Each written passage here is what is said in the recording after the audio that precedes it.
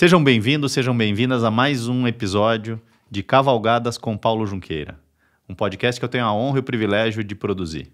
Paulo Junqueira é um apaixonado por cavalgadas desde a infância, fundou a Cavalgadas Brasil há 20 anos e já viajou pelos 5 continentes e por mais de 25 países. Paulo Junqueira é o apresentador desse podcast e passo a palavra. Como a gente sempre diz aqui, esse nosso podcast, um dos objetivos, quando foi pensado, era inspirar pessoas, inspirar com nossos convidados, com nossos bate-papo. E hoje temos uma pessoa aqui, um convidado que eu acho que cumpre bem esse objetivo.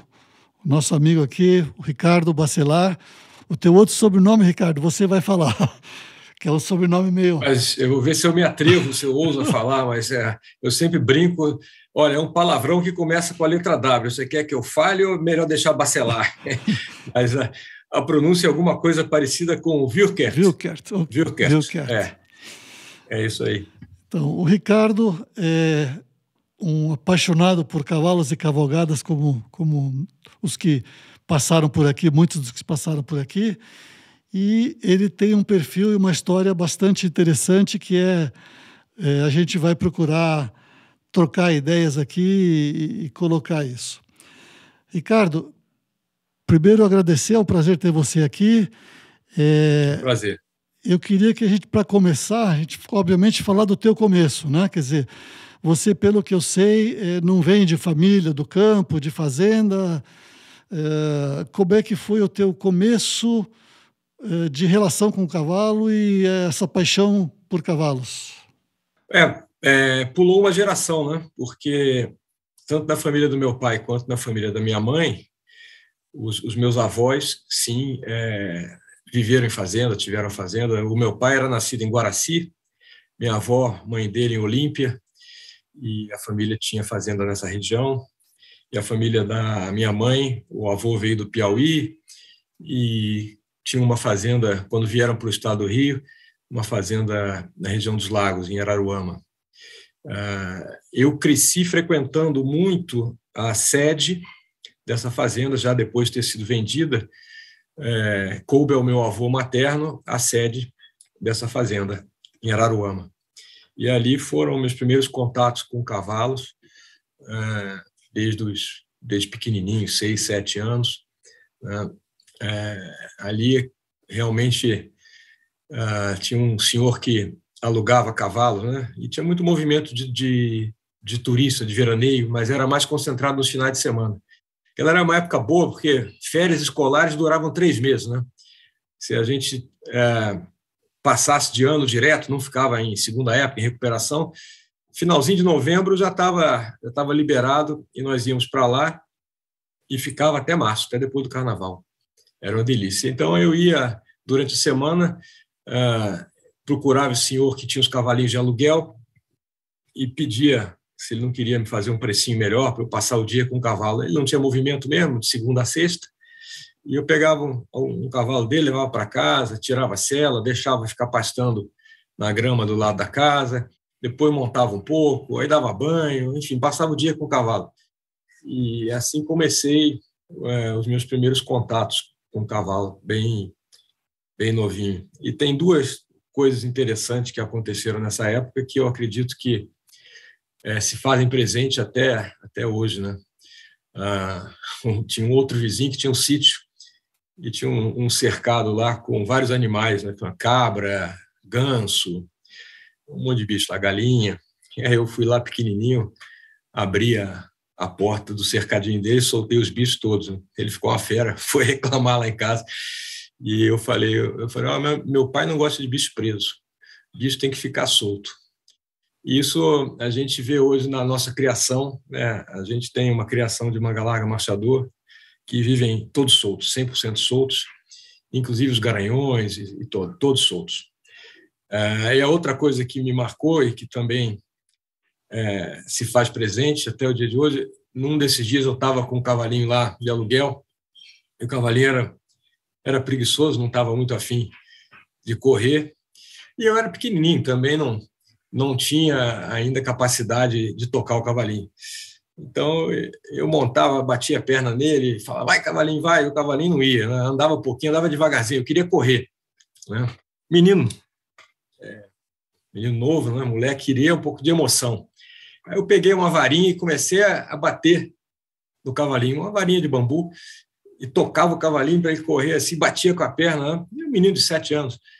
E sem que eu percebesse, eu saí de cima do cavalo com uma mão no meu peito. Eu estava de short, estava de chinelo e sem camisa. E a mão foi a mão do meu pai, que ficou tatuada no meu peito assim durante a tarde inteira, né? E ele falou, jamais se bate em um animal, né?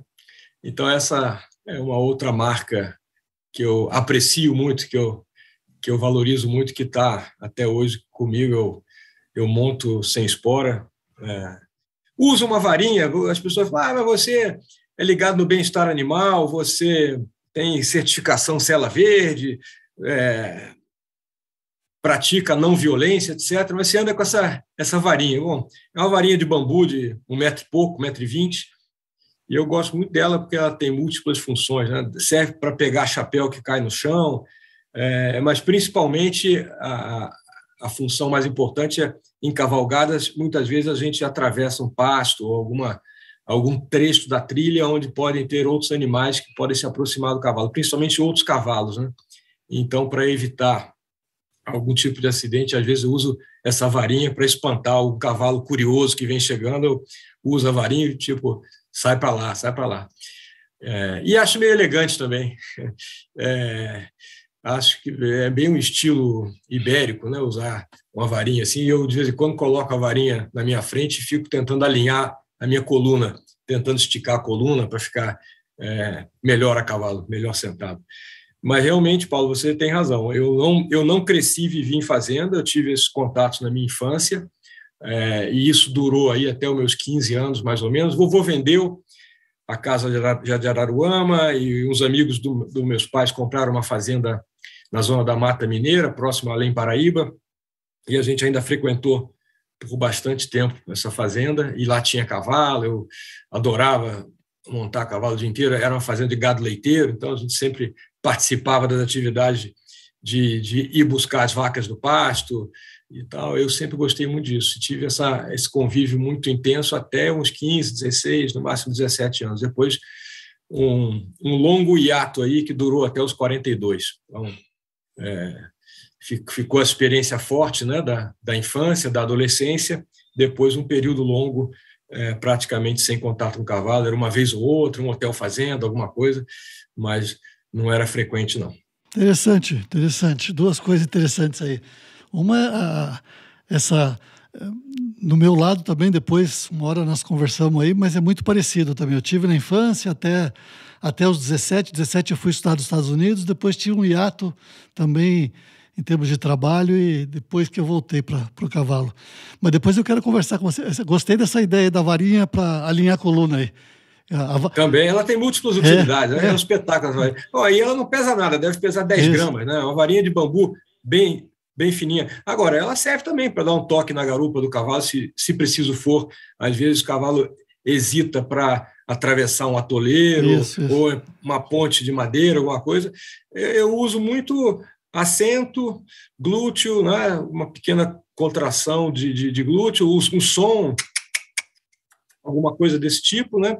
E às vezes você pode completar. Isso aí é muito escola do mestre, guru, queridíssimo amigo Sérgio Lima Beck. Isso. Né? Ele sempre usa a varinha e às vezes você complementa as ajudas, as mensagens com um toque. O toque é leve, né? Muito leve.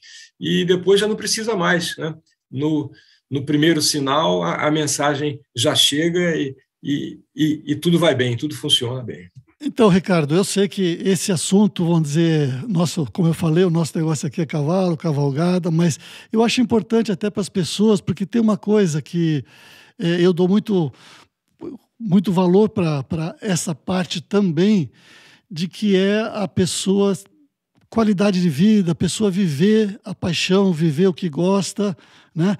Nada contra, eu tenho parentes, amigos, muito grandes amigos que continuam trabalhando e buscam sempre ganhar dinheiro, querem ganhar e deixam, às vezes, de viver uma paixão, viver a vida. E eu acho que é válido, né, cada um respeitar a posição de cada um, mas eu acho muito, muito interessante, eu admiro muito a pessoa que tem essa, vamos usar o termo coragem, ou que tem toma essa decisão, que não é uma decisão fácil, eu sei, de parar e de se dedicar, né, a viver a vida, que a vida é uma só.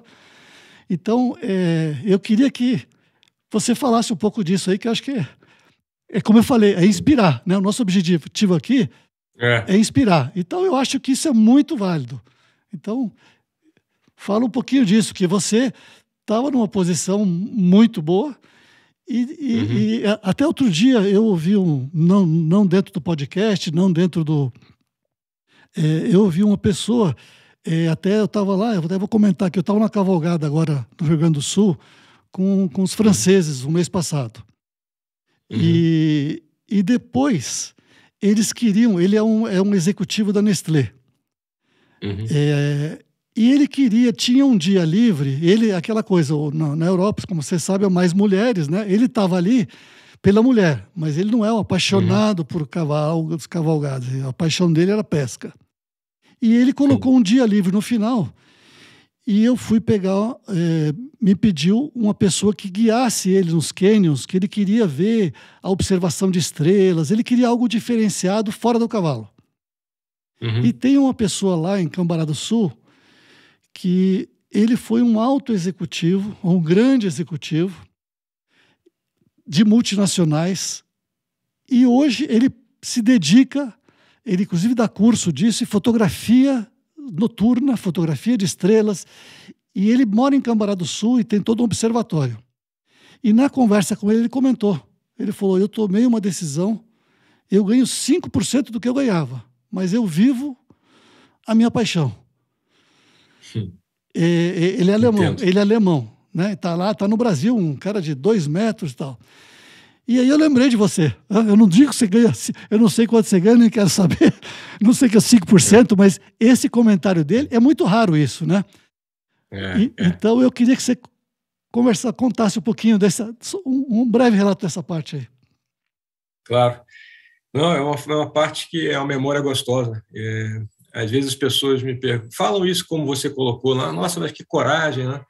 De fato, uma das coisas necessárias para fazer essa mudança é alguma dose de coragem, né? Porque eu trabalhei numa empresa, eu posso falar, não tem nenhum problema, tenho muito orgulho e as melhores recordações foi a Ambev, né?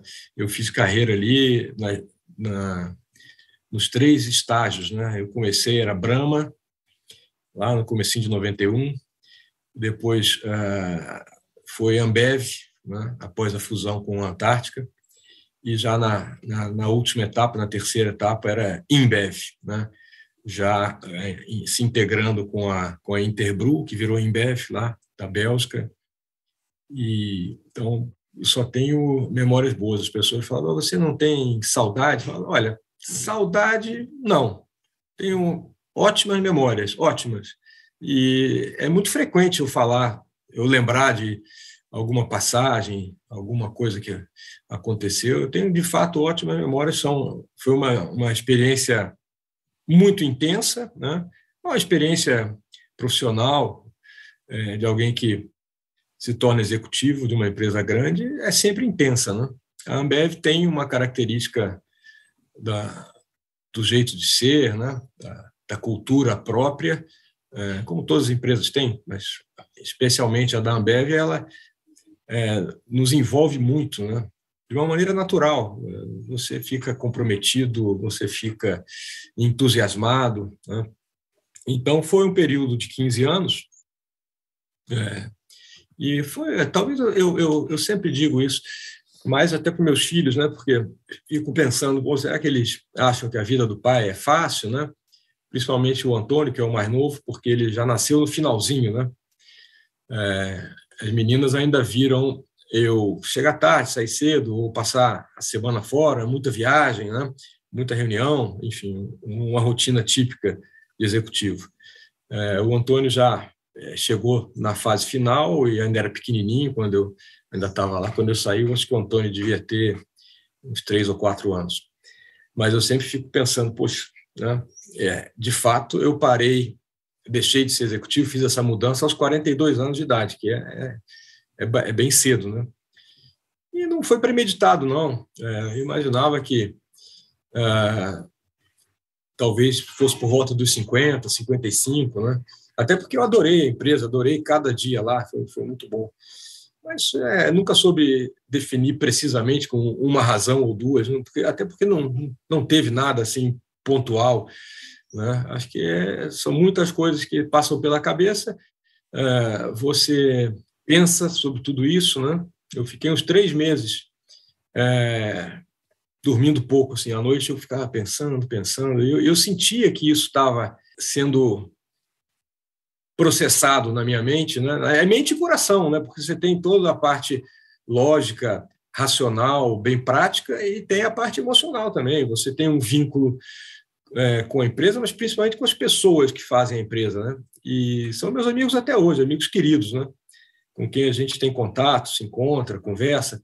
Então, não é que você vai deixar um emprego, é diferente disso, né? Você vai fazer uma mudança muito grande. Claro que no aspecto prático é isso, você é executivo de uma empresa de ponta, uma empresa grande, boa, bem-sucedida, você ganha bem, né? E você vai deixar de ter esse ganho, né? E, por outro lado, a rotina, a segurança, né? Os amigos, né? Então, de fato uma decisão difícil. No meu caso, eu, assim, já no último ano, eu tomei a decisão, avisei com bastante antecedência, com cerca de 1 ano e meio, e aí tinha integração com a Embev. Então, na época, eu era responsável pela área de gente e gestão, né? Que é o nome da diretoria de recursos humanos, né? Lá na Ambev é DGG, Diretoria de Gente e Gestão.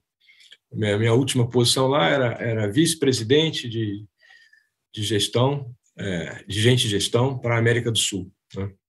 Antes disso, eu tinha, de fato, como você falou, trabalhei na Argentina por 2 períodos. Primeiro, fiquei 4 anos lá, entre 93 e 97, e depois voltei para lá em 2000, fiquei lá de 2000 a 2003.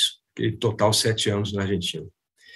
E morei um pouquinho no Uruguai, 6 meses, morei no Nordeste, baseado em Recife, e em São Paulo, e a origem de tudo isso foi no Rio. Eu nasci e cresci no Rio, né? Filho de um pai de Guaraci, e a mãe já carioca, mas filha de um avô do Piauí, e é uma avó que se foi agora recentemente, aos 101 anos, e por sua vez também tinha era a origem baiana e catarinense. Então, eu sempre falo, é uma constelação de origens aí. Aí o avô paterno, né, a minha avó lá de Olímpia, né, o meu avô alemão, que é de onde vem o Würkert, esse sobrenome complicado aí.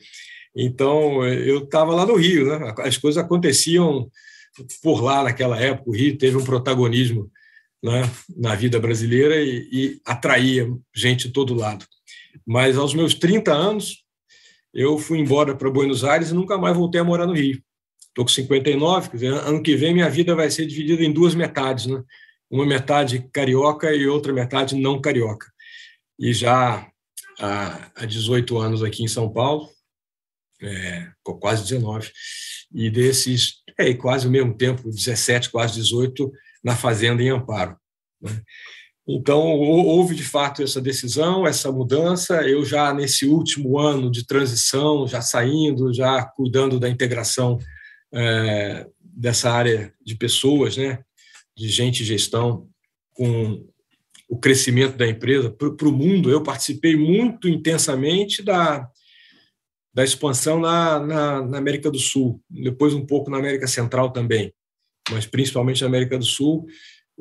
Nessas 2 passagens pela Argentina, eu fui o presidente da operação lá, na primeira vez, na segunda vez já, e ainda me tornei o que era uma área nova, diretor internacional que aí eu ficava baseado na Argentina, mas passei a ser responsável também por outras operações na América do Sul, incluía Venezuela, Uruguai, Paraguai, Peru, Equador.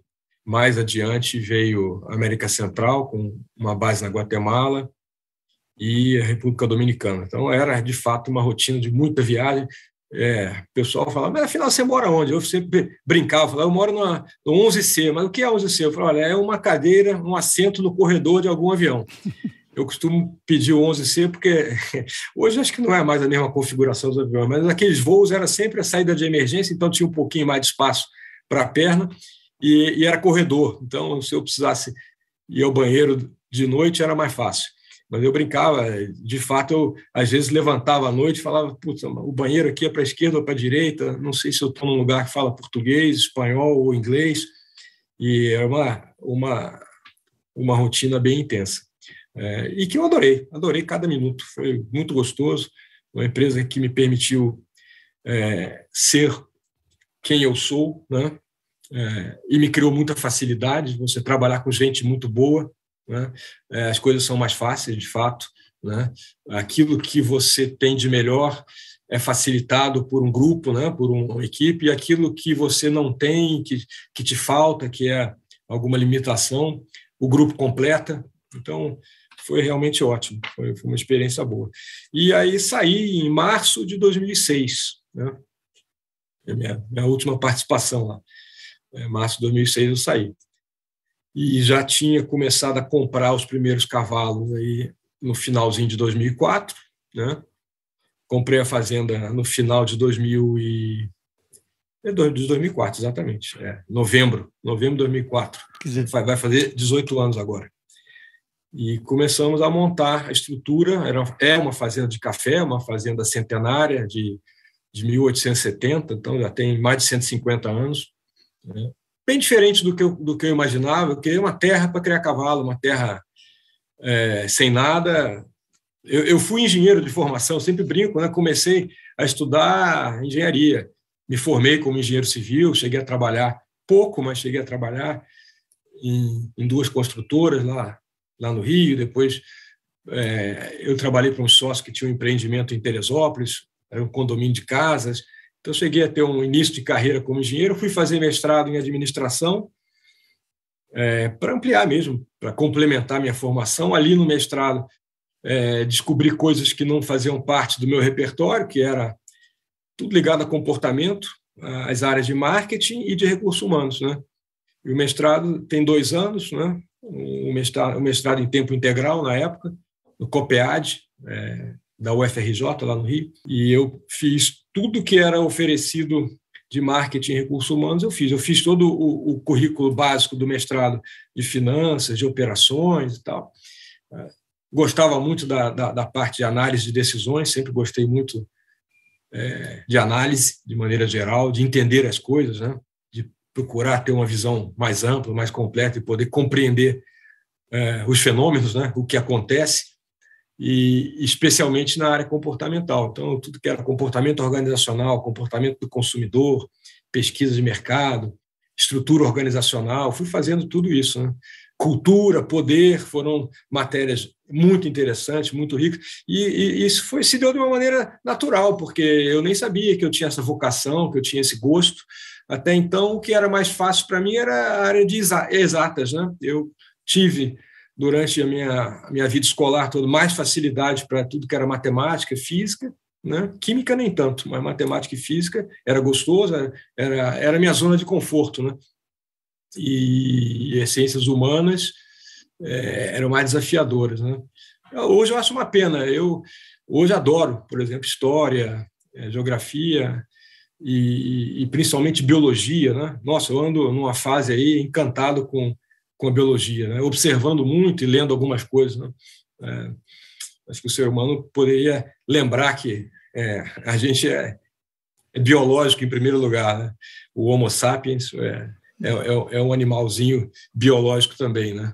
E muitas regras e leis da biologia deveriam ser mais consideradas. Mas, enfim, isso já vou derivando aí para uma outra área da conversa, né? Eu me interesso muito por isso cada vez mais. Na época, o mestrado me mostrou essa possibilidade, né, na área de comportamento, né? E eu acabei indo trabalhar com isso. Em todo o início da minha carreira profissional, passei por 2 empresas de passagens rápidas antes de entrar na Brahma em 91, mas já em marketing. Muito e bom. Eu diria que do meu tempo de Brahma, Ambev, Embev, dos 15 anos que eu fiquei lá, os 6 a 7 foi na área de marketing, depois na área de vendas, uma passagem de 2 anos, e depois já como executivo, tocando operação, sendo responsável, uma espécie de country manager, né? E diretor internacional dessas operações todas, e depois os últimos 3 anos na área de gente e gestão.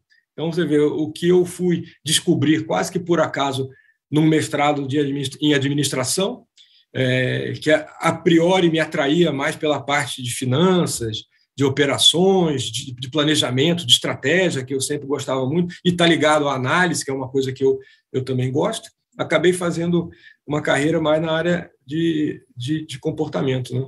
E hoje, para mim, isso tem muito, muito a ver com o relacionamento com os cavalos, muito a ver. Mas é isso, carreira executiva foi muito boa, me permitiu aprender, crescer, mas principalmente resgatar aquele sonho da infância, né? Que eu queria, de fato, ter uma terra, ter fazenda. E acho que meu pai, por ter crescido numa família onde os avós dele tiveram, né? A mãe dele nasceu, cresceu em fazenda, minha avó, e ter visto isso dar errado, né? A minha mãe também, porque o meu avô herdou uma parte da fazenda lá em Araruama, mas também foi vendendo. No final, vendeu até a própria parte que ele herdou, a parte principal, que tinha sede e tal, a casa. Então, não tinha muito esse incentivo em casa. Isso não era assim uma coisa que a família tratava, não, é natural, o Ricardo vai estudar agronomia. E eu quis estudar agronomia. No ano que eu ia prestar o vestibular, o meu primeiro interesse foi agronomia. E lembro perfeitamente de passar alguns jantares em família discutindo com meu pai. Eu queria agronomia e ele não dava força, não. Eu ficava meio decepcionado e falava, agronomia é profissão de rico ou filho de fazendeiro. Pô, aqui em casa não tem nem fazenda nem dinheiro. Então, você não vai conseguir ter sucesso como agrônomo, né? Ele até mudou de ideia depois. Eu tinha 16 anos na época, a gente é insistente pra caramba, né? Carne de pescoço. E aí uma vez ele veio já com uma outra ideia, falando, olha, eu estive pensando melhor, conversei com alguns amigos, o Brasil tem, de fato, um potencial para o agronegócio incrível, nós estamos vendo isso hoje, né? Você vê, sei lá quantos anos depois, 40 anos depois, né, isso acontecer, mas que já tinha sido iniciado naquela década de 70, né? E aí vai precisar de bons profissionais bem formados em agronomia, até que a sua escolha não é má. Porque você imagina, um menino que cresceu no Rio de Janeiro, né? Rio de Janeiro não tem vocação para o campo, né? O estado não tem muito, mas a cidade menos ainda, né? E a universidade era lá em Seropédica, né? Universidade rural, não tinha uma boa reputação no Rio. Talvez por ignorância, né? A gente não conhecesse, é uma coisa distante.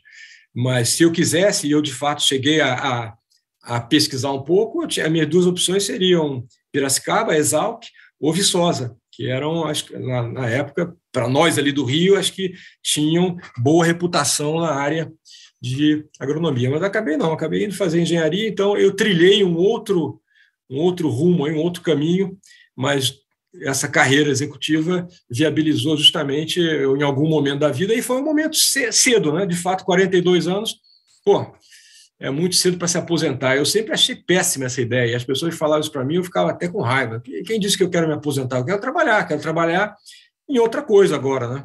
Só que eu não sou agrônomo, não sou fazendeiro, então eu estou chegando aos 42 anos de idade só com um gosto e uma visão, claro que romântica, né, da terra, dos animais, da natureza, mas eu não conheço disso. E eu sempre vejo que, para eu ter sucesso na carreira profissional, como eu tive que estudar muito, né? Eu tive que me preparar, estar bem preparado, né?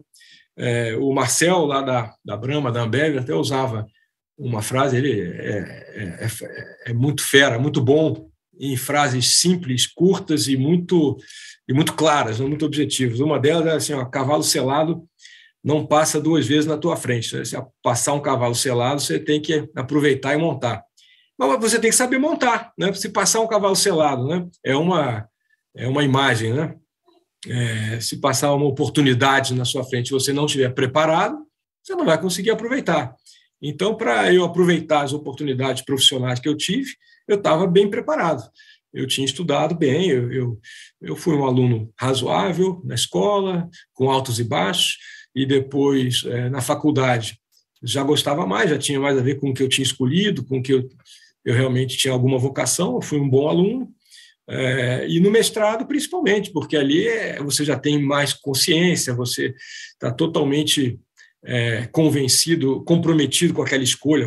Você quem fez aquela escolha já numa fase mais consciente de tudo, né? Com relação à formação, à educação, à profissão, carreira. Então, eu estava bem preparado por isso, que eu tinha aproveitado essas oportunidades. E aí veio a oportunidade de entrar numa Brahma, numa época única, né? Uma época de grandes transformações, de muito crescimento, de desenvolvimento de uma cultura muito forte, é uma cultura que valoriza quem atua como dono, né? Quem se posiciona, quem age, toma decisões e se compromete como se fosse dono, e fomos tratados dessa maneira, né? Esse tempo inteiro, como sócios, como donos, mas eu estava preparado. Aí, quando faz a transição para a fazenda, eu me sinto pouco preparado, né?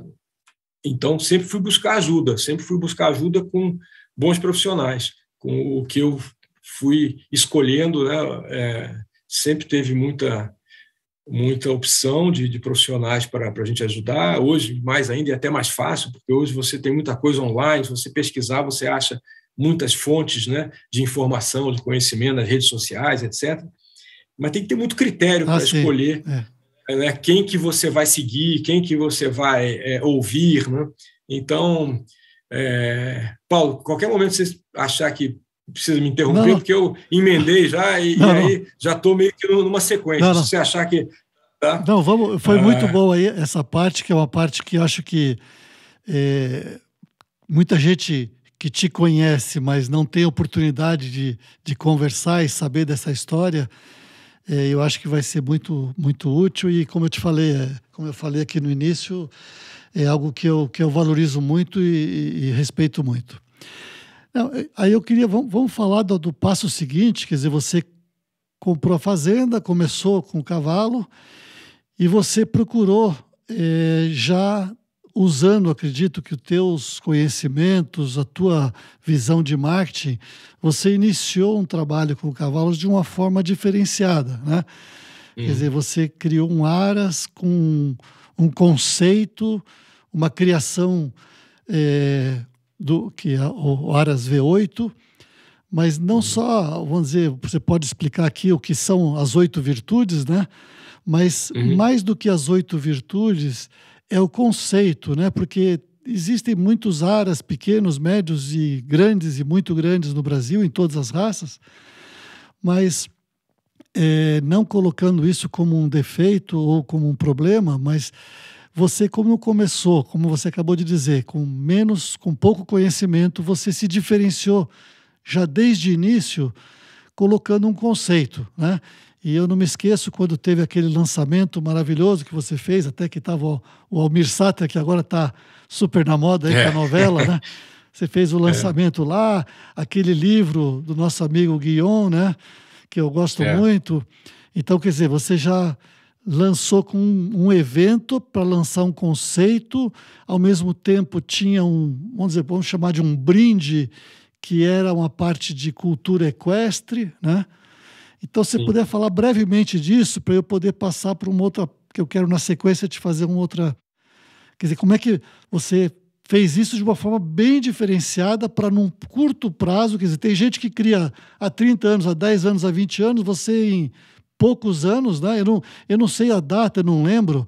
Você falou que... quanto tempo foi que esse período até a introdução do conceito, o lançamento, vamos dizer, o evento? Bom, foram 4 anos, né, que eu comecei a criação em 2004 e o evento foi em 2008. E até a gente chamou Prefácio das 8 Virtudes, né? Porque eu entendia que esse primeiro período aí de 4 anos, é um prefácio de uma história que a gente está começando a escrever, né? Eu pensei dessa maneira.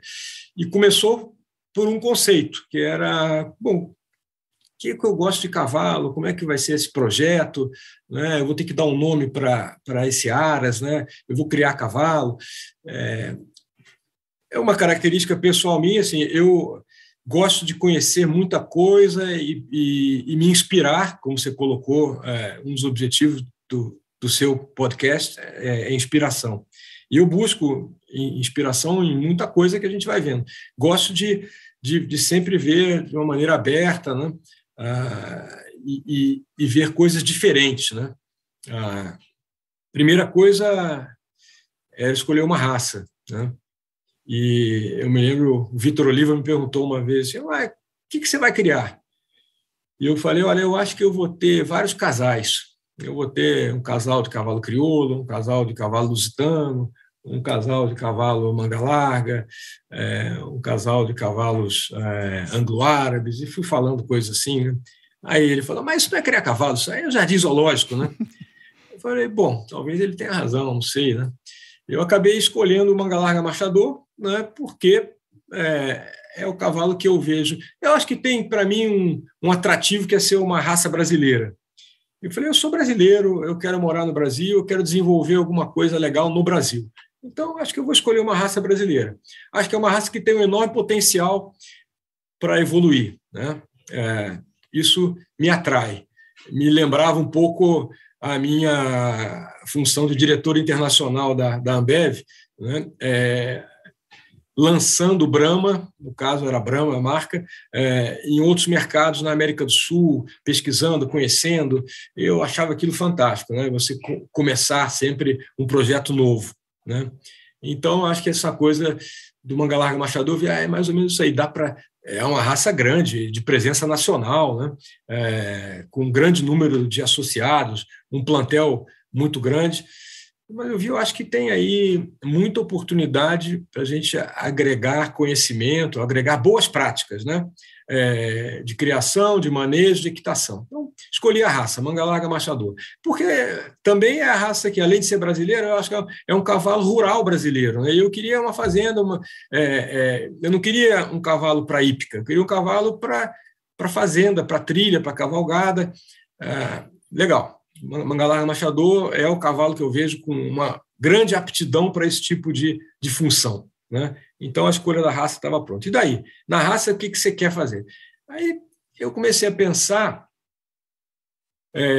nos atributos ou nas virtudes, né? Quando eu pensei em o que eu gosto no cavalo, como é que o cavalo é, né? Eu pensei, quais são as virtudes do cavalo? Aí eu parei e pensei na palavra virtudes, e eu adoro o número 8, né? Eu nasci no dia 24/8, aí eu brinco, mês 8 e o dia 24, 2 vezes 4 é 8. Eu cresci numa casa, o número era 35, 3 mais 5 também dá 8.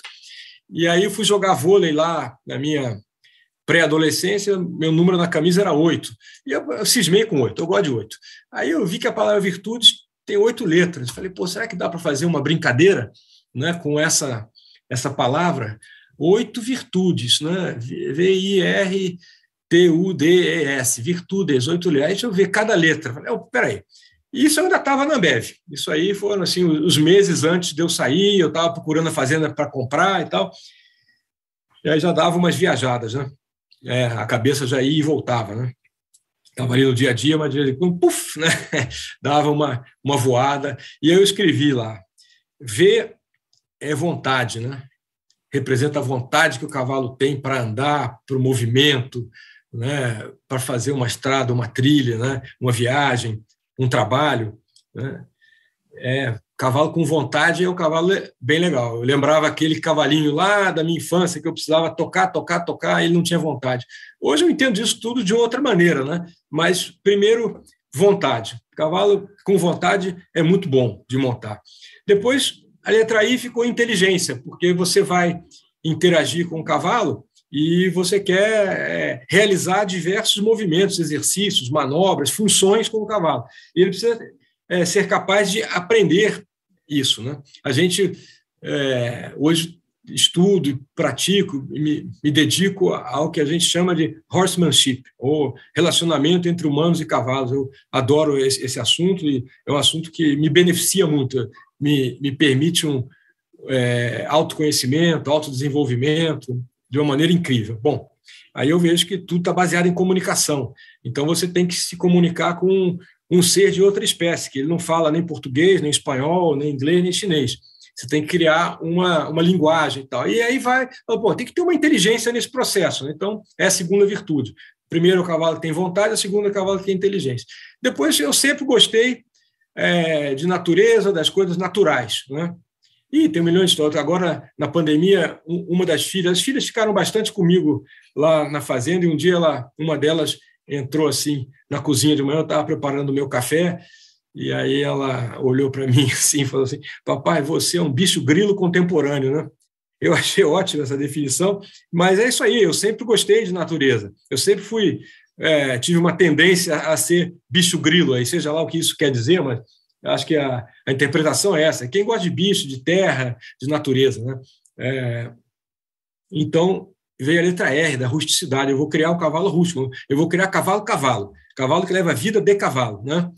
Então, cavalo com vontade, inteligência, rústico. Bom, esse cavalo, ele precisa desempenhar funções que às vezes vão exigir uma serenidade, uma tranquilidade, outras vezes vai exigir uma energia, né, uma predisposição para partir, para virar, né?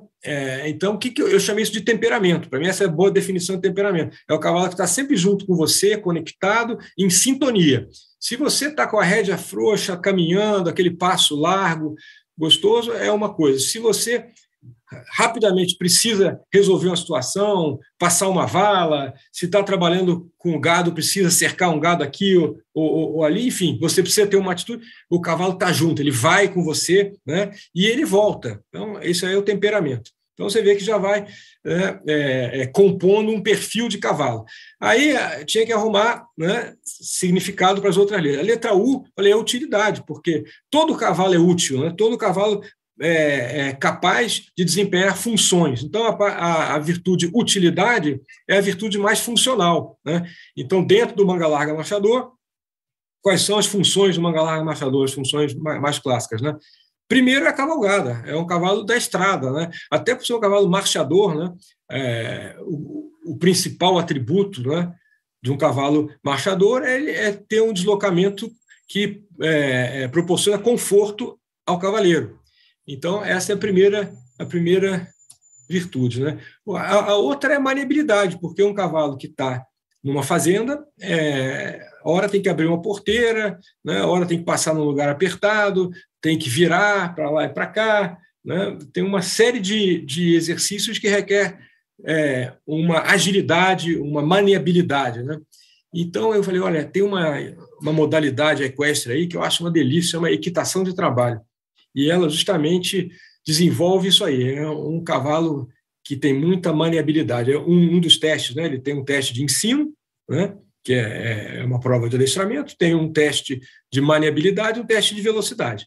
Legal. Então, as utilidades lá dessa virtude são a estrada, que a gente faz o enduro, como uma maneira de aferir, né, o potencial funcional do nosso cavalo para a estrada, para longa distância, para resistência. A gente pratica, participa de provas de enduro. Aí a gente faz a equitação de trabalho, que é justamente para ver a parte da maniabilidade. E a terceira utilidade é o que se chama de cow sense, né? Porque, de novo, um cavalo rural, em muitas fazendas, lida com gado. É um cavalo que trabalha no dia a dia com o gado da fazenda, né? E aí você tem também uma modalidade equestre que é o team penning. Você tem outras, né? Tem a apartação e tal, mas o team penning é uma delícia. E o nosso vizinho lá em Amparo, lá onde foi aquela festa que você mencionou, no Hipocampo, ele organizava provas toda quarta noite e sábado, e eu ia lá participar dessas provas. Então, pronto, é utilidade. Aí falta D, E, S. D é docilidade, né? Eu acho que muito mais legal você ter um cavalo que é dócil, né? Que é um cavalo que fica bem na nossa presença, na companhia de humanos, torna tudo mais prazeroso, mais fácil e mais seguro, né? A letra E é de elegância, e claro que os padrões morfológicos já favorecem a uma elegância, mas vai além, né, de boas medidas, boas proporções, que são muito importantes, mas tem a coisa da expressão, né? Você vê que é o cavalo que se mostra, se apresenta bem, né? Atitude alerta, um olhar, orelha, a postura do pescoço, tal. Eu gosto muito. E o S no final, de suavidade, porque aí você está botando tudo isso num cavalo macio, num cavalo confortável, que é um marchador. Então surgiram aí essas coisas, né? A escolha da raça, esse é o início, né? A escolha da raça e a definição das virtudes. Aí eu falo, bom, quem que vai me ajudar nisso, né? Eu tenho sempre assim um cuidado quando eu ouço falar em experiência. É muito experiente. Fulano de tal é muito bom, muito experiente. Eu gostaria de qualificar a experiência, porque se a pessoa faz uma coisa mal feita há muito tempo, ela tem muita experiência em fazer mal feito. É péssimo isso, né? Então, precisa qualificar a experiência. Olha, é uma pessoa que está fazendo as coisas direito, bem feitas, com qualidade, buscando excelência, melhoria contínua. Então, olha, constantemente a gente tem uma ponte, uma correlação entre ideias e valores que eu vivi na minha vida profissional, executiva, e no cavalo, né? Essa coisa de evolução contínua, melhoria, excelência, né? Conhecimento de qualidade, né? Conhecimento de bons princípios sólidos, né? Comprovados. Então, tive uma felicidade, né? Porque estava lá na Ambev e um amigo um dia, e de vez em quando, na hora do almoço, eu queria conversar de cavalo, né? Já estava na minha reta final lá, e você sempre acha alguém que gosta de cavalo também, né? E esse amigo um dia chegou e de manhã cedo, assim, primeira coisa, me deu um livro. Esse livro aí é para você. Esse livro era do meu pai e ele mandou te entregar e você vai gostar. O nome do livro é Equinos, Raças, Manejo e Equitação. Autor Sérgio Lima Beck. Aí eu fiquei fascinado. Estudei aquele livro, né? Foi um dos primeiros do Brasil, curioso, né? O Sérgio foi um dos primeiros.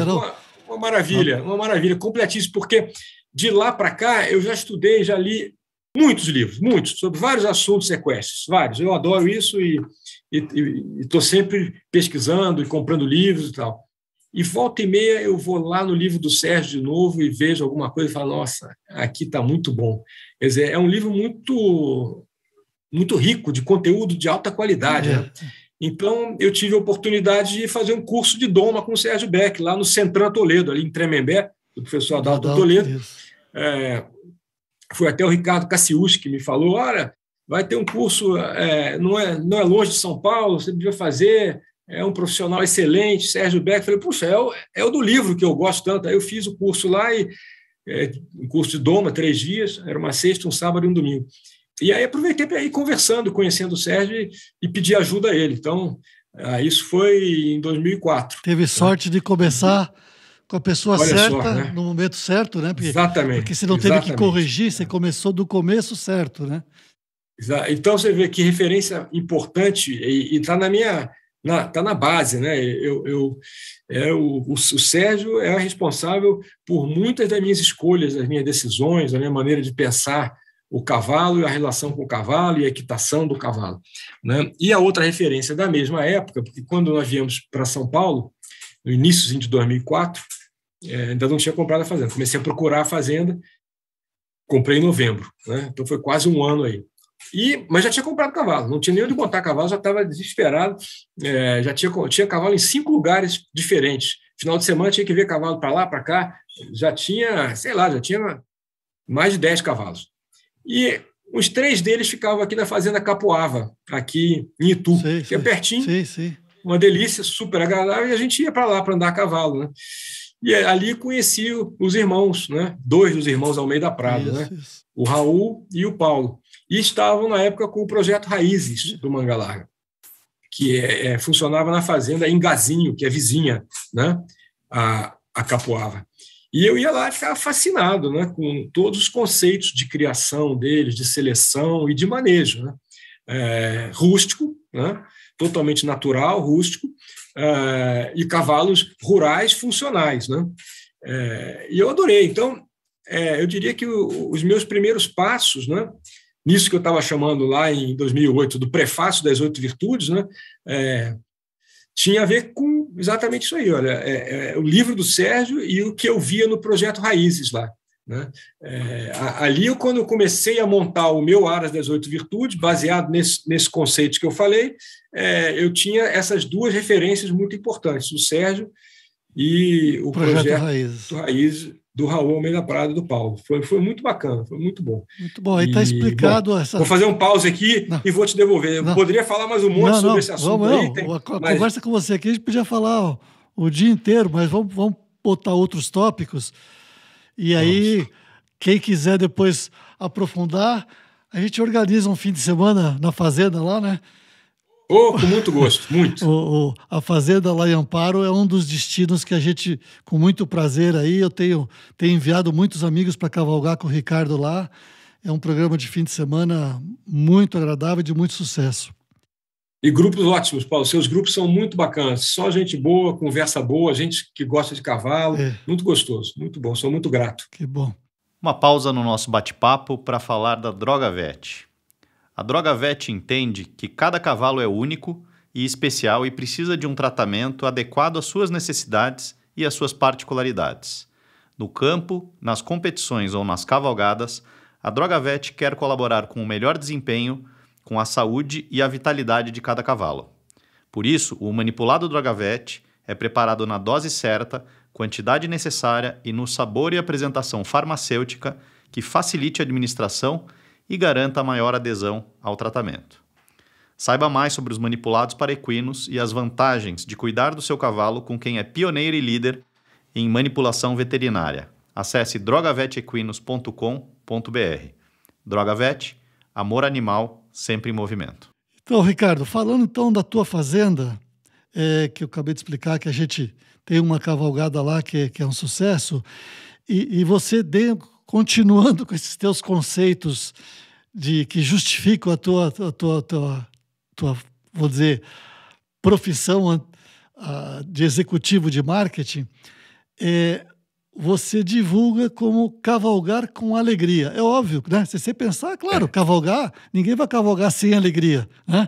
Mas isso está dentro do teu marketing. Quer dizer, quando eu divulgo, eu falo para as pessoas, lá vocês vão cavalgar com alegria. E eu não falo isso em outros lugares. Mas é óbvio, né? Quer dizer, é uma coisa óbvia. Mas lá você colocou isso como um conceito, cavalgar com alegria. Me explica por que você colocou esse conceito. Bom, vou mais ou menos seguir a linha cronológica para chegar nesse conceito, né? Muito bem, tinha definido aí a raça e as 8 virtudes e as referências do Sérgio, do Projeto Raiz, dos Almeida Prado, ótimo. E aí eu falei o seguinte, e, de novo, mais uma influência do mundo corporativo, né? É muito comum no mundo corporativo a gente escutar assim, a empresa está baseada num tripé. Sempre tem um tripé, assim, como a base, né? Assim, os fundamentos. Eu falei, eu tenho que ter um tripé também. Aí o tripé era o seguinte, bom, eu preciso saber criar bem cavalos, né? Então, vou estudar tudo sobre criação, tá? Modelos de criação. E aí o Projeto Raiz e o Sérgio me influenciaram muito, e esse modelo de uma criação ao natural, de deixar o cavalo ser cavalo, viver vida de cavalo, nascer e crescer em liberdade, sempre convivendo com outros cavalos, inclusive os garanhões que ficam soltos juntos e tal. O acasalamento também se dá dessa maneira, a gente pega o garanhão, solta no pasto e deixa eles acasalarem livremente e tal. Então, tinha um ponto desse tripé era o modelo de criação. O outro era, eu preciso saber sobre o cavalo em si, né, sobre o ser. Então, vamos estudar o cavalo, né? E o terceiro, preciso montar bem, porque no final das contas a gente cria cavalo para fazer alguma coisa com o cavalo. Tem muitas coisas que podem ser feitas com o cavalo. Eu diria que num extremo, que não é o nosso caso, mas que eu aceito como uma das possibilidades, é o cavalo pet, né? Hoje em dia, isso é uma realidade, né? Pessoas que simplesmente têm o cavalo como tem um cachorro, né? Não é o nosso caso, né? Mas eu entendo e eu respeito isso, e acho que a pessoa, até para isso, ela deve estudar, saber sobre a espécie, para saber como lidar com o cavalo de uma maneira prazerosa e segura, né? E aí eu fui fazer aulas de equitação. Eu falei, eu preciso aprender a montar cavalo. Fui fazer adestramento, fiquei 3 anos montando com o Ito Reciluca, lá em Itapira, que era perto, e o Ito é um excelente professor, né, de adestramento, e ia lá toda semana, 2 dias, toda terça e quinta. E fazia um pouquinho de salto. Eu falei, olha, eu acho que o salto vai ser bom, né, porque é uma coisa que eu nunca fiz, e aí você tem que ter equilíbrio, você tem que ter tempo adequado, tem que saber o tamanho do galão do cavalo. Aí fiz também um pouquinho só, fiz um ano e pouco de salto. Toda quarta-feira eu fazia lá em Amparo, no Hipocampo, com o Caico, né? E sexta-feira de manhã eu voltava para São Paulo, ia na Hípica Santa Mário e fazia lá salto. E aí eu fui fazendo isso, né? Só que aí eu comecei a ver que eu gostaria de saber mais sobre o cavalo, né? E a virtude de inteligência, né? Como é que o cavalo aprende, né? E eu já tinha feito um contato que acabou que não avançou muito, mas ficou guardado aí como uma coisa que eu tinha muito interesse, que era o Borba, né? Por outro lado, conheci a Universidade do Cavalo, o Aloysio Marins. Então, comecei a mandar cavalos para o Aloysio. Nas minhas 5 primeiras gerações, letra A, B, C, D, E, né? As 3 primeiras, o Sérgio Beck fez tudo lá em casa, e a gente ainda assim pegava 1 ou 2 e mandava lá para a Universidade do Cavalo, para eu também aprender o jeito dele fazer e tal. E era um jeito diferente, porque eu estava estudando equitação clássica com o Ito, e lá na Universidade do Cavalo era uma equitação western, né? E eu ia vendo isso aí também, né? Aí o Borba veio em casa várias vezes, foram sempre aulas muito ricas, assim, que fazem a gente pensar muito, né? E o Borba tira a gente da zona do conforto, e isso é muito bom para você crescer, né? Para você buscar mais e buscar melhorar, né? Quando está tudo bem, você se acomoda, né? E o Borba sempre questiona e fala umas coisas assim que a gente fica pensando e tal, né? Eu vou chegar no Cavalgar com alegria, tá? Não se preocupe, não. Estou fazendo uma base aqui, né? Ainda na equitação, por acaso, comprei um Navarro, um puro-sangue lusitano extraordinário, um cavalo de um talento único em equitação de trabalho, né? E fui praticar equitação de trabalho, e aí fui montar com o Nizinge, né? Lá em Ibiúna. Fiquei fascinado, né, com o estilo de equitação clássico, porém mais artístico, né? O Ito, uma equitação clássica mais voltada talvez para a competição, né? Para a prova de adestramento, e o Nizinge com a mesma base conceitual, mas eu via um pouco mais de arte e eu via mais isso da alegria, né? Era mais leve, era mais alegre, né? Fazer as aulas com o Nizinge, eu passava uma semana inteira lá. Ali conheci a Luísa era uma menininha, devia ter o quê? Devia ter 12 anos, 13 anos, né? Isso aí deve ter sido em 2006, 2005, 2006, por aí, né? Enfim, fui juntando a experiência. Muita gente falava assim, o Ricardo não sabe o que quer. Porque uma hora ele está vestido de culote, bota longa, né, e montando com 4 rédeas. A outra hora, ele está de calça jeans, né, e montando com freio, com a rédea bamba, né? Depois ele está na trilha, na cavalgada, não sei o quê. Aí está lá com o Sérgio Beck, agora está com o Nizinge. Aí eu descobri o Davi Carrano, que era uma pessoa que eu conhecia profissionalmente da época da Brahma, né? Eu conheci o Davi Carrano como um profissional de marketing e promoções. Fui descobrir que o Davi é zootecnista, né? E excelente, e um discípulo seguidor de Dominique Barbier, né? Que faz uma equitação clássica, né? A escola francesa da leveza, né? E eu fiquei fascinado. Então, você vai vendo muitas coisas e vai vendo aquilo que você se identifica mais, né? Então, eu estava mais para isso, para esse lado da equitação, com princípios do clássico, tal, mas mais leve, mais alegre, né? Então, durante esses primeiros anos todos aí, teve o prefácio, né, em 2004, em 2008, 4 anos depois, e essa era a minha ideia, de 4 em 4 anos, estar registrando o avanço, o progresso desse projeto 8 Virtudes, através de um evento, né? Então, fizemos em 2004 o prefácio, em 2008 fizemos o que eu chamei de primeiras linhas. Então, primeira linha das 8 virtudes, né, que são os primeiros capítulos, né, logo após o prefácio. E aí eu chamei de vivências, estudos e amizades, que era o que estava acontecendo ali. Eu estava em busca de conhecimento, eu estava experimentando linhas diferentes de trabalho com os cavalos, né, possibilidades diferentes, modalidades diferentes. Estávamos fazendo enduro, estávamos fazendo equitação de trabalho, estávamos fazendo as provas funcionais do próprio manga larga marchador nas exposições. Aí surgiu um projeto incrível, organizado no princípio pelo Lúcio Flávio Baioneta, que era Caminhos Gerais, que na verdade era uma grande cavalgada por lugares incríveis, né, por lugares sempre relacionados à estrada real, né, de vários dias, passava-se uma semana naquele formato antigo. Depois o Caminhos Gerais hoje virou Caminhos do Marchador e tem um formato um pouquinho diferente. Mas já tinha um pouquinho da prova funcional, tinha um pouquinho de prova de marcha, mas tinha muita cavalgada. E isso tudo foi acontecendo.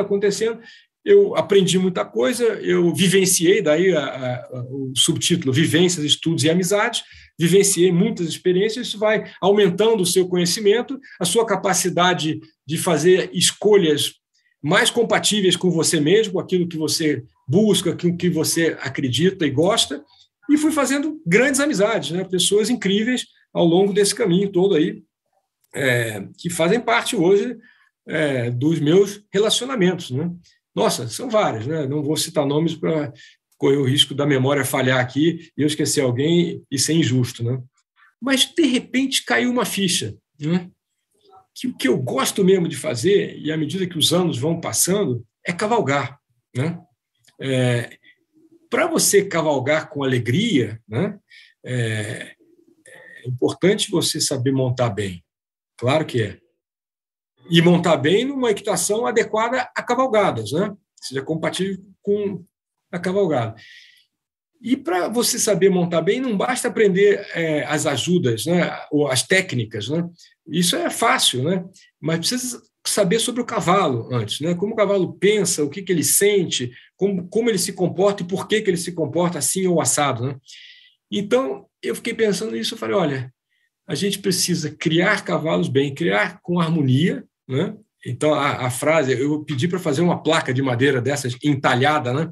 E ela é assim: em primeiro lugar, a base é criar com harmonia. Sempre que as pessoas vão lá em casa e falam, não, mas que equipe boa, que legal, os cavalos são, nossa, que tropa boa de cavalgada. Eu falo, olha, a base está no pasto. Você vai lá olhar, é um bom pasto. É um bom pasto. Um pasto que tenha comida, água, sombra, segurança, tá? Espaço, né? É um bom pasto. Então, criar com harmonia. Você precisa saber sobre os cavalos, como que os cavalos funcionam, como que eles vivem, para poder proporcionar essas condições para ele. Depois, treinar com sabedoria, porque está cheio, né, de dicas e de gambiarra e de truque e de ferramenta para isso, ferramenta para aquilo. A pessoa entra numa loja e não sabe nem o que escolher. A embocadura é uma loucura, rédeas assim, rédeas assado e tal. E, na verdade, antes de você fazer uma escolha de qualquer embocadura, qualquer tipo de rédea, você precisa saber se comunicar com o cavalo sem nada disso. Depois você vai usar isso para um refinamento da comunicação. Mas a primeira comunicação é você e o cavalo. Estabelecer uma relação de confiança, de respeito, né? Então, era criar com harmonia, treinar com sabedoria. Você ir buscar conhecimentos, né, e uma atitude compatível para você treinar.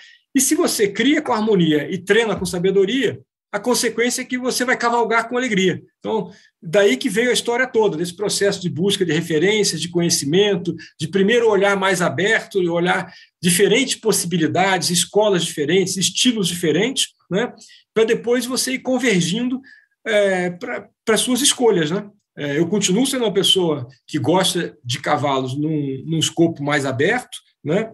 Mas cada vez mais a atividade central com os cavalos é a das cavalgadas, né? Que você tem participado disso aí praticamente todos os meses, mandando vários grupos excelentes para lá. Daí que vem o Cavalgar com Alegria. Muito bom.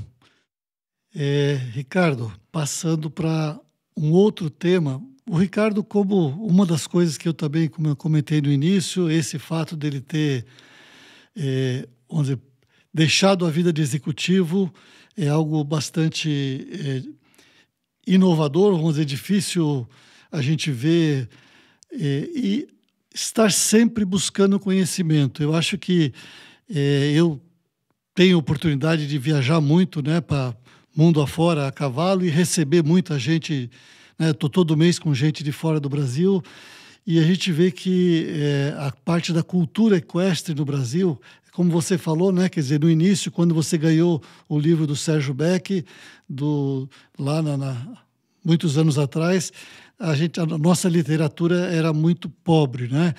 Ainda, eu diria que ainda né? Mas hoje já, graças a Deus, melhorou muito, a própria internet facilita, cursos.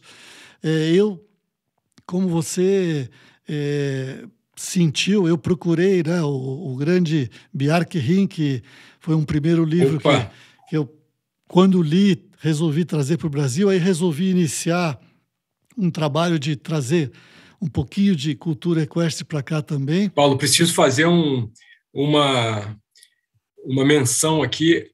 O primeiro curso que eu fiz, antes mesmo de conhecer o Sérgio Beck, eu passei uma semana na Escola de Desempenho Cachoeira do Macacu, fazendo o curso Desvendando o Enigma do Centauro. Isso. Com o Bjarke. Foi extraordinário e tem aprendizados. Aquilo ali foi no verão de 2003 para 2004.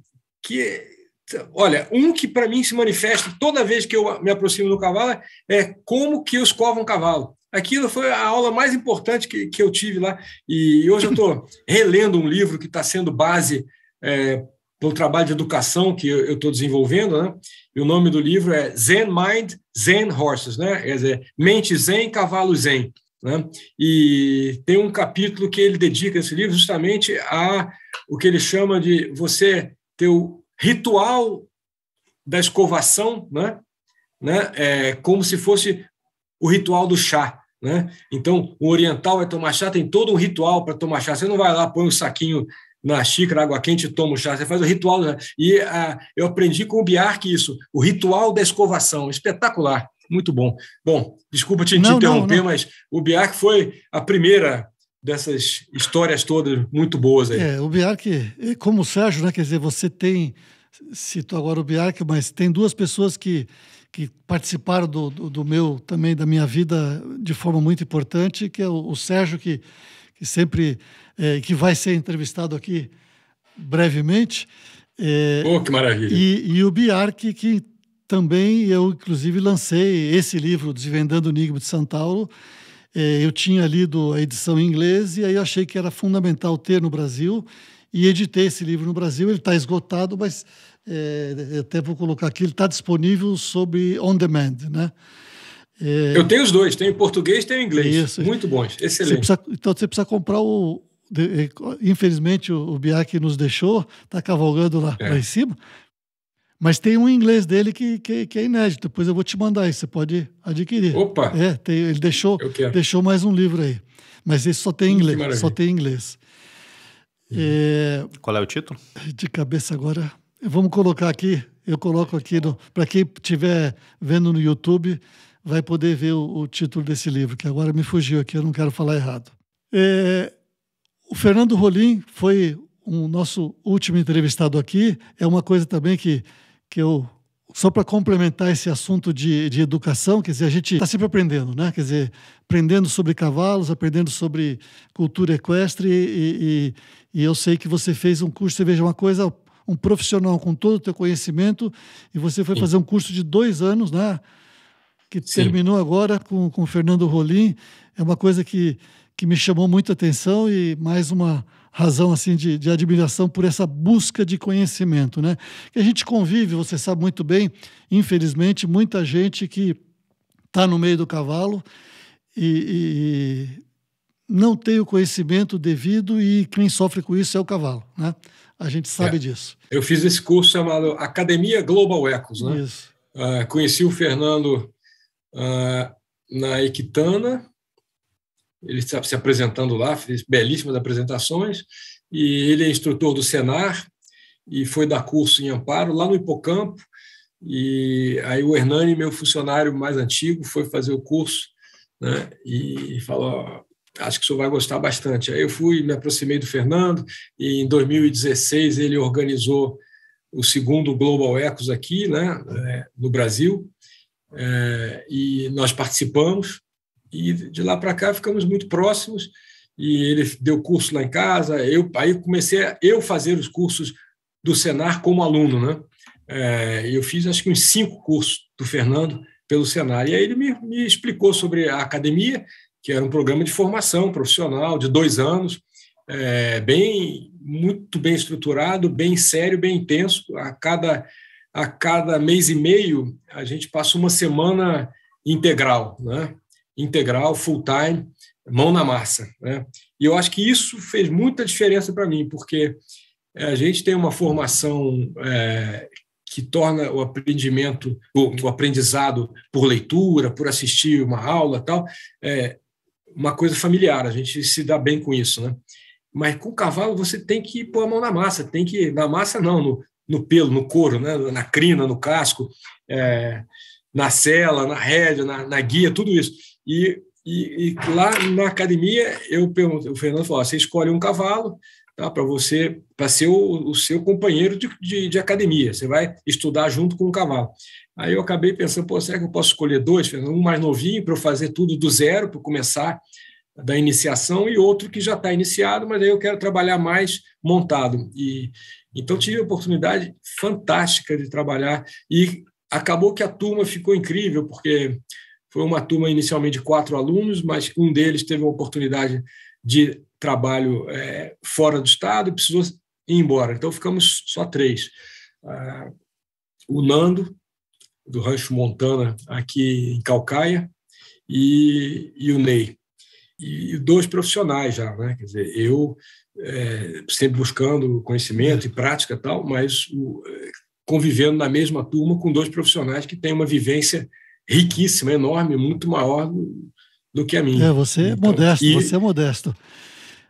E o Fernando coordenando tudo isso. Então, olha, foram 2 anos assim inesquecíveis, fantásticos. Eu acompanhei de longe, mudou muito, com inveja, inveja boa. Não, foi muito bom. E o Fernando... bom. Você vê, sempre buscando conhecimento. Fui chegar agora, de 2015, 2016 para cá, no Fernando, e fiz muitas coisas com ele. Nossa Senhora, o que eu aprendi acelerou muito a minha capacidade de entrar num redondel com um cavalo e entender melhor e saber o que fazer. Isso não para nunca, né? Nunca.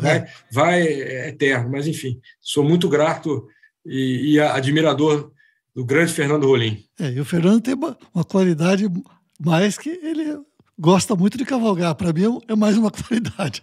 Ele está sempre fazendo... É verdade. Está sempre fazendo... Inclusive, ele vai fazer um agora...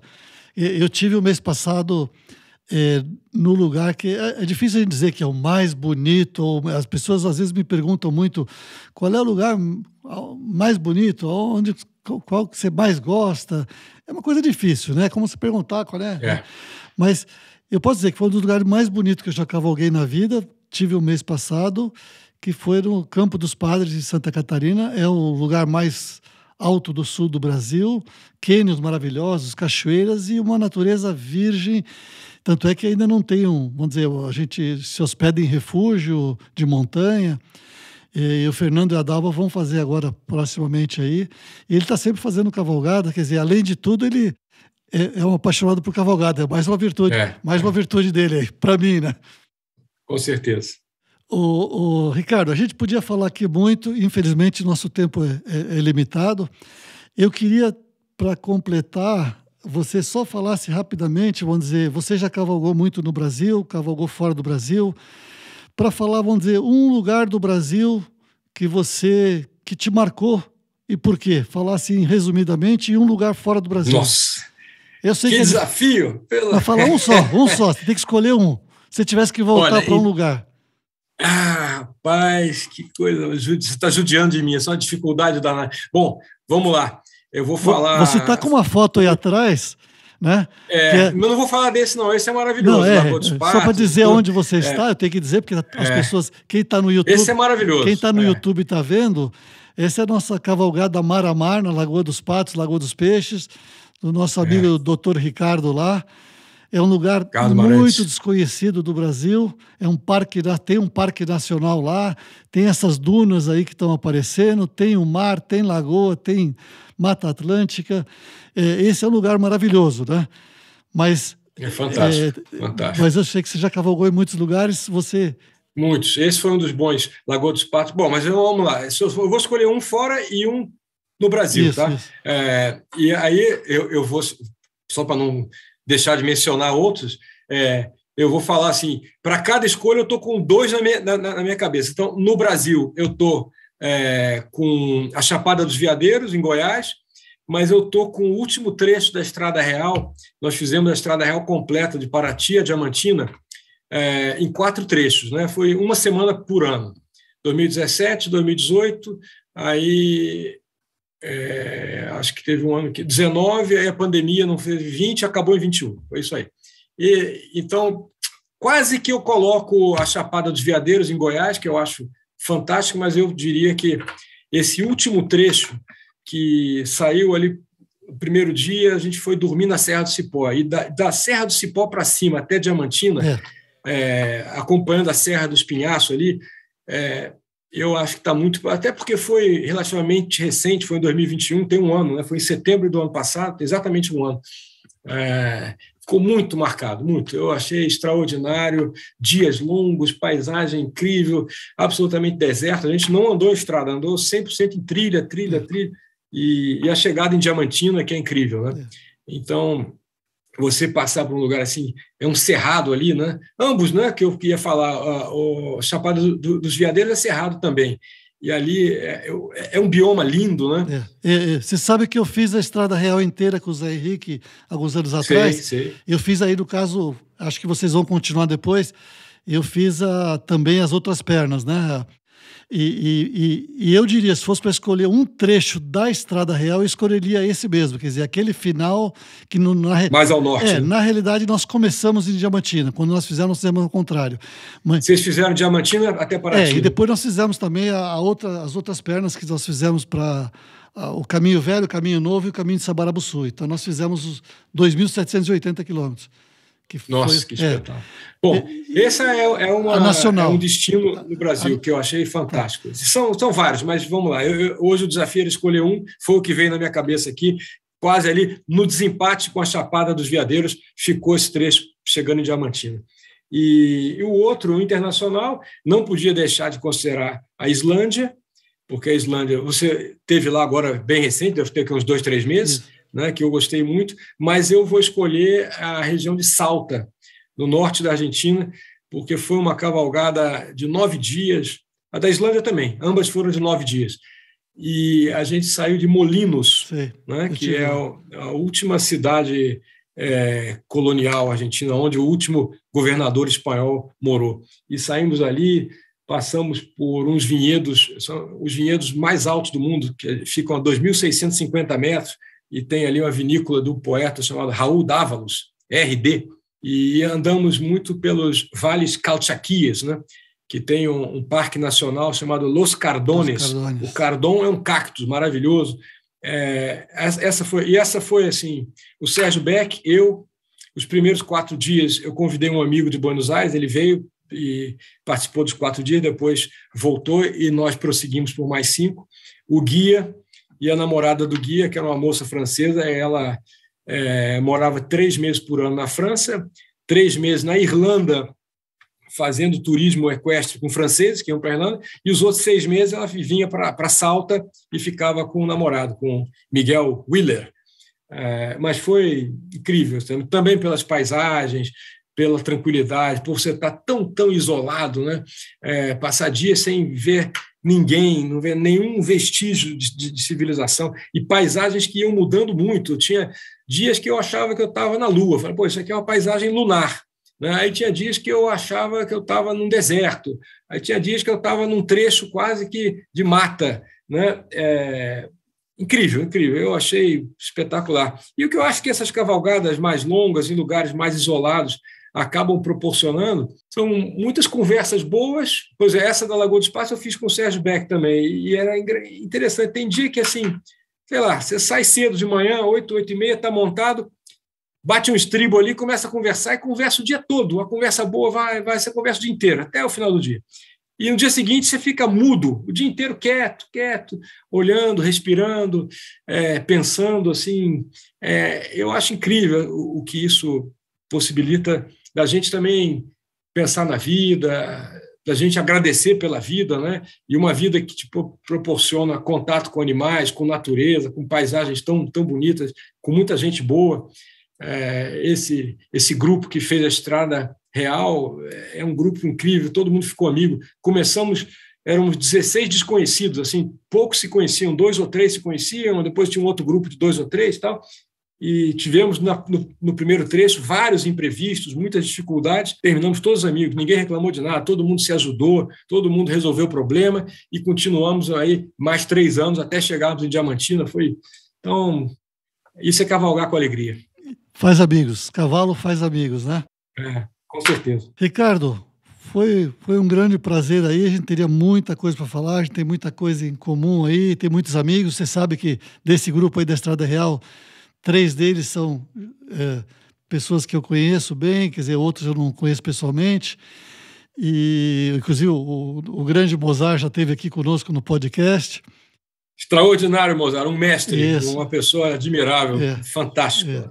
Sou fã dele, muito fã do Mozart Brandão Barros. Isso. Então, Ricardo, só para agradecer, para encerrar, inclusive já estiveram aí com você a Sandra e o Flávio. Esse podcast tem o apoio, o patrocínio da Drogavet. Que coisa boa, então, que legal. Que eles já tiveram aí com você, cavalgando com você. Sim, o pessoal um grupo ótimo, um grupo de amigos muito bacana. O pessoal da Drogavet esteve cavalgando lá. Então, foi um prazer. Espero qualquer hora aí batermos tribos juntos aí. Eu tenho aqui na minha lista de desejos especiais fazer alguma das suas cavalgadas. Em breve eu vou fazer. Acho que vou começar pela África, porque você já me tentou sobre isso. Você me contou que já fez 16 safaris a cavalo diferentes na África. Eu posso ter certeza que em breve eu vou fazer um deles aí com você. Coisa boa. Eu vou já que você tocou nisso, eu estou indo exatamente daqui uma semana, eu estou fazendo um dos que para mim é um dos mais... eu estou indo para o Quênia fazer o safari da grande migração daqui uma semana. Nossa, meu Deus do céu. Esse não dá para ir uma semana, para o Quênia precisa de visto e tal, acho que não vai dar certo não. Mas, não tem, o grupo está fechado já. Mas me ponha no próximo, por favor. Esse aí é fantástico. Nossa, que coisa incrível, deve ser maravilhoso. Mas realmente a África, você falou aí, eu fiz já muitos, porque realmente eu fiquei fã dos safaris na África. É um dos destinos que eu recomendo muito. Ricardo, um abraço, prazer conversar com você. Prazer. A gente sempre, com certeza, vai inspirar muita gente aí. Venham cavalgar, conversar sobre cavalo. A gente está com uma programação também de curso, palestra, aulas. Dá para fazer uma coisa bem completa, bem bacana, uma imersão no mundo dos cavalos, esses seres incríveis, né? Maravilhosos. Ricardo, prazer. Obrigado novamente pelo bate-papo descontraído e rico. E com isso a gente encerra mais um episódio de Cavalgadas com Paulo Junqueira. Gostou do que ouviu? Curta, compartilhe, se inscreva nos canais. Obrigado.